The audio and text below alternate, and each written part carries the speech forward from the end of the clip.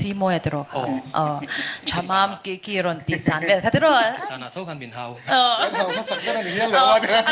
aron lut haron zokin ka sha enge zanin ki ron san do ne san le don thau e Lokin mo kan so nghe. Kisan ka du lo ka ti china ma se ti zong hen challenge kan sia mang o. Min non proof dik lo thei tu in om chon kalom tang. Ka chan na hi min phe sak thei in om huna chuan kut ka ben sakang sel. Moi đâu năn sai te. eng langi sak don autograph ka ran sa don e amoy don in ka sha chade win o le to me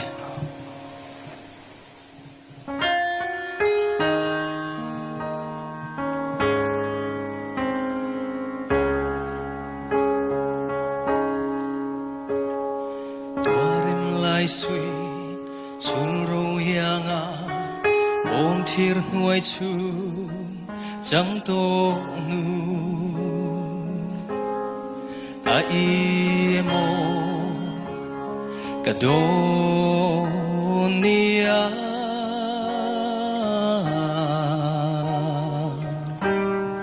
chuan chu lai ta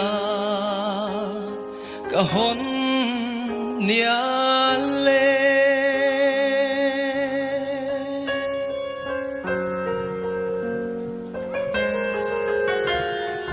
mana sialang ka leilain ka duang nem chemo lung lên kal siam chang tin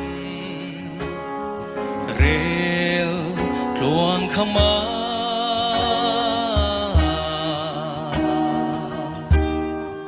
anem ma tal chuan nang che o autograph bia thu zua yang shil tu rual kim len lai mi ngai ti re khir chang i lung le